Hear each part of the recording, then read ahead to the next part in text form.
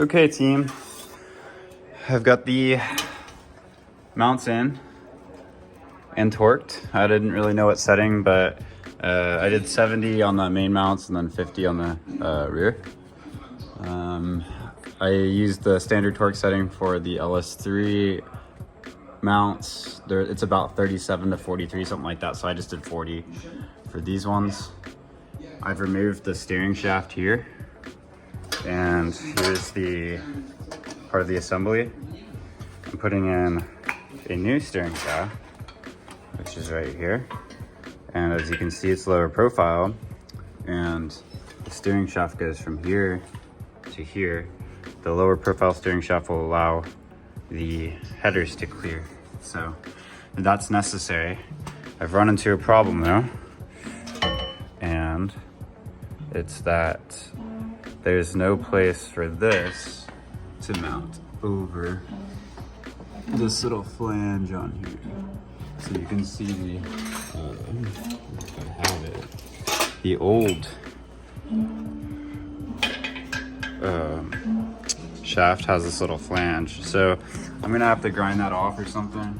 I'll figure that out. And then also this has a flange on it too, which I think is like plastic. So I'm gonna have to cut that. And of course I'm gonna clean that up a little bit.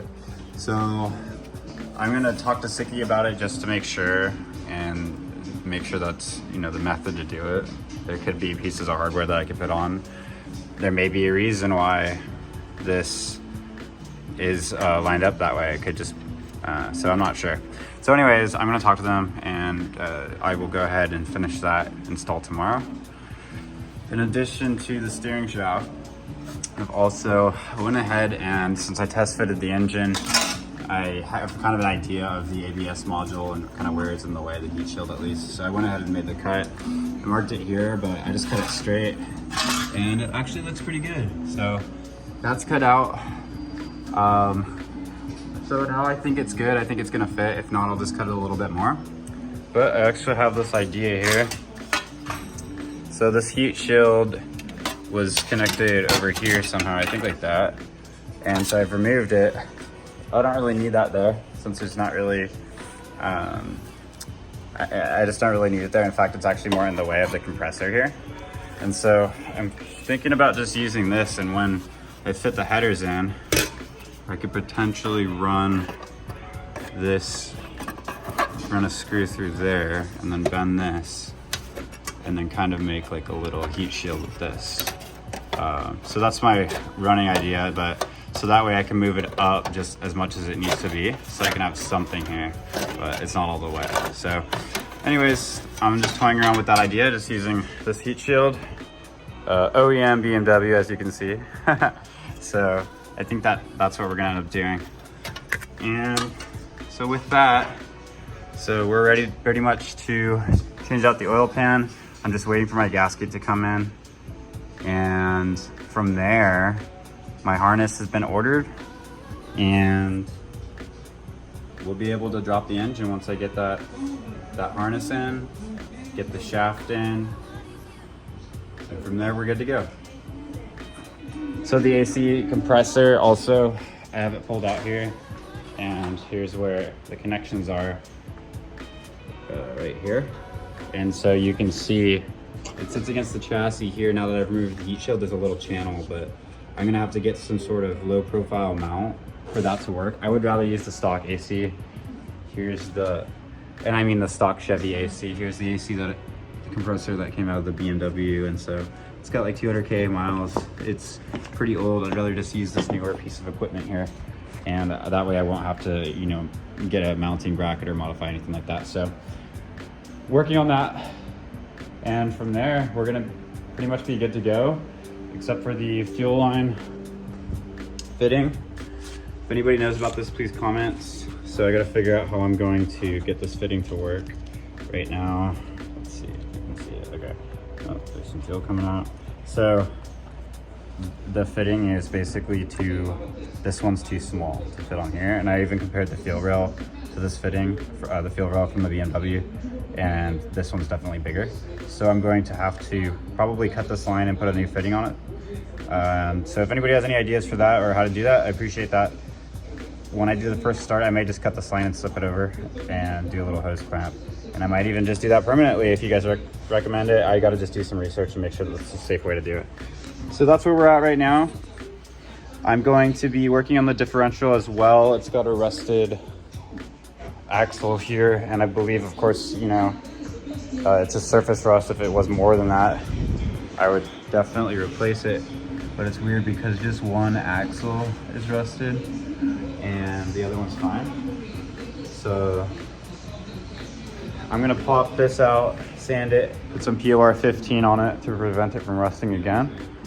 And also I'm going to go ahead and polish these little bushing channel things, and, you know, just polish all the rust off and then paint that with POR.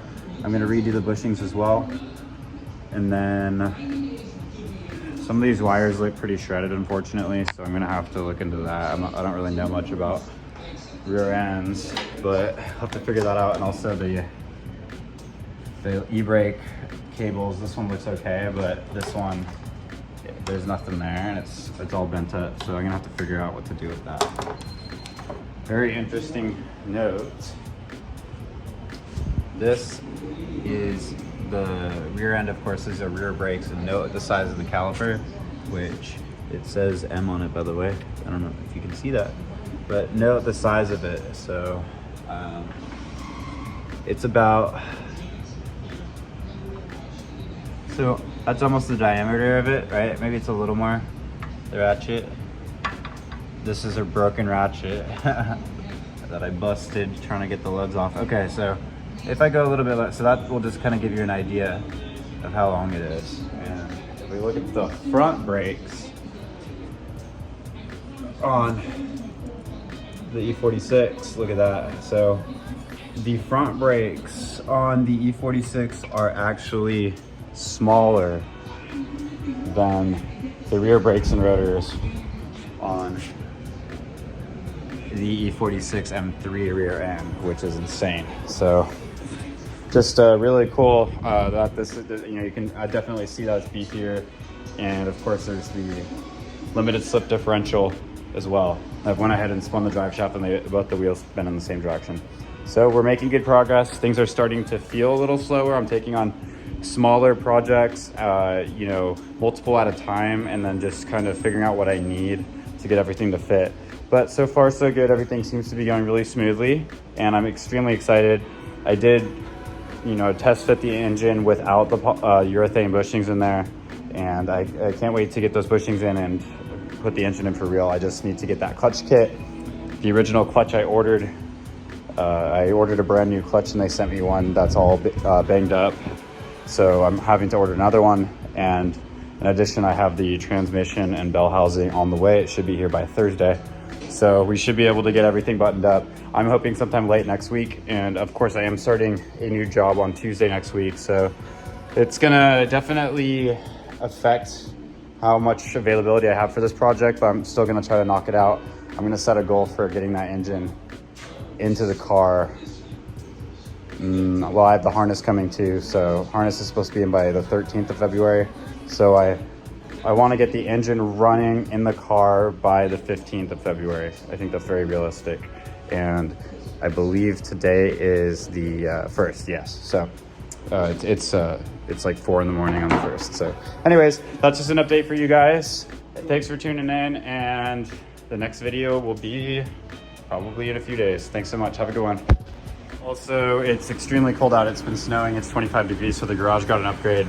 Got this little AC unit / heater, and I went ahead and hooked it up to my dryer vent here. So got heat and it's really a game changer, guys.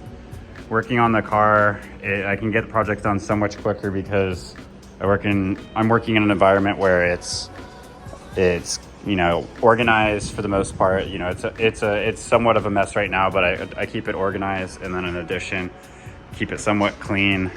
And also, of course, make sure your climate's good, your lighting's good, and all of that. It makes the job a lot easier. You can literally sit here and chill, scratch your head for a while. And so, yeah. So, all right, cheers, fam.